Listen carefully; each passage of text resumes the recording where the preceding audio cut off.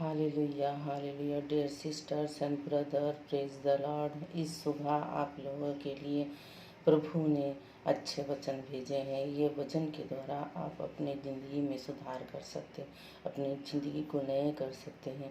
अपना ये जीवन जो मृत्यु जीवन है, इस मृत्यु जीवन को आप जी सकते हैं। मृत्यु जीवन को बदल के जीवित वाला जीवन पा सकते हैं।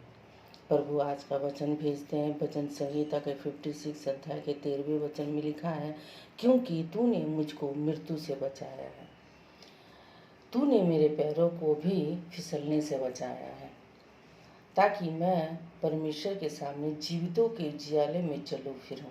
इस वचन में बहुत ही गहराई वाला मीनिंग छुपा हुआ है। इस वचन में कहता है कि क्योंकि तूने मुझे मृत्यु से बचाया है।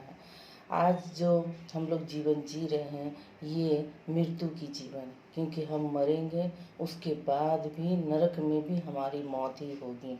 इसे कहते हैं मृत्यु वाले जीवन। और अगर हम यहोवा के रास्तों में चल के यहोवा को हम अपने आप को समर्पित कर दें, यहोवा को अपना प्रभु मान लें, यहोवा मेरे लिए अपने पापों के लिए, हमारे पापों के लिए प्राणों के बलि दिया है, तो अगर इस बात को समझकर अगर प्रभु को अपना जीवन समर्पित करते, तो आपका ये जीवन मृत्यु वाला जीवन नहीं हुआ। क्योंकि आपका शरीर तो यहाँ रहेगी, किंतु आपका आत्मा स्वर्ग में रहेगा, वहाँ उसकी कोई मृत्यु नहीं होगी। किंतु अगर आप समर्पित नहीं करेंगे, आप प्रभु को नहीं मानेंगे, तो आपकी मृत्यु निश्चित है। शरीर के साथ साथ आत्मा की भी मृत्यु होती है। इसमें लिखा, तूने मेरे पैरों को भी फिसलने से बचाया।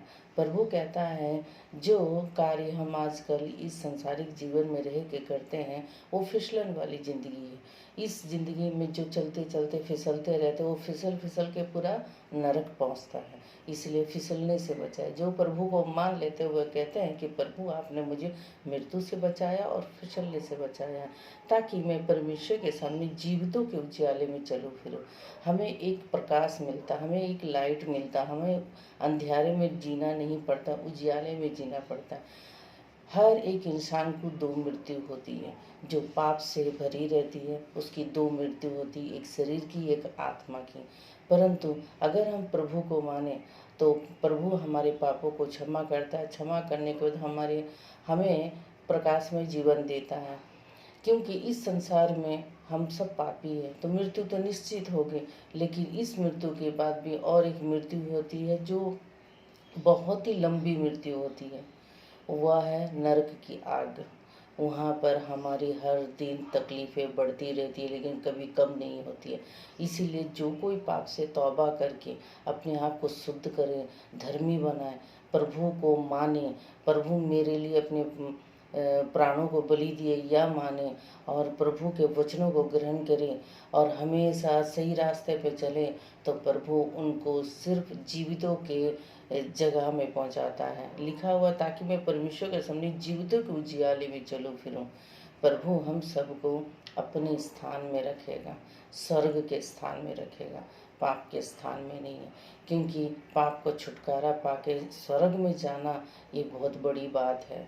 और ये बड़ी बात आसानी से सबको नहीं मिलती है। ये बुद्धि ज्ञान जिसको होती है, ऊंचे लेवल की बुद्धि ज्ञान, वही समझ सकते वो पाप को छोड़कर पूरे के पूरे स्वर्ग जाने के लिए अपने आप को तैयार कर सकता है। इसीलिए आप लोग समझने की कोशिश करिए, प्रभु को अपना मानिए, प्रभु को अपने आप को जीवन समर्पित कर दे, प्रभु के रास्तों पे चले, यहोवा को माने, तो आपका जीवन, ये जीवन तो सुधरेगा, वह जीवन भी सुधर जाएगा। लेकिन हम लोगों को सबसे ज़्यादा इस जीवन से उस जीवन को सुधारने के लिए हमेशा प्रयत्न में लगे रहना चाहिए। इस वचन के द्वारा आप मनन करिए, समझिए, हर एक जन प्रभु को मानिए। क्योंकि तूने मुझको मृत्यु से बचाया, तूने मेरे पैरों को फिसलने से बचाया, ताकि मैं परमेश्वर के सामने जीवित को उजियाले में चलूं फिरूं। या वह आदमी कह सकता है जो आदमी प्रभु को मानता है, प्रभु के रास्ते में चलता है, वह कह सकता है। इसीलिए आप लोग इस पाप वाले रास्ते को छोड़िए, इस वचन को कहिए और प्रभु को अपना मानिए। जय मसीह की।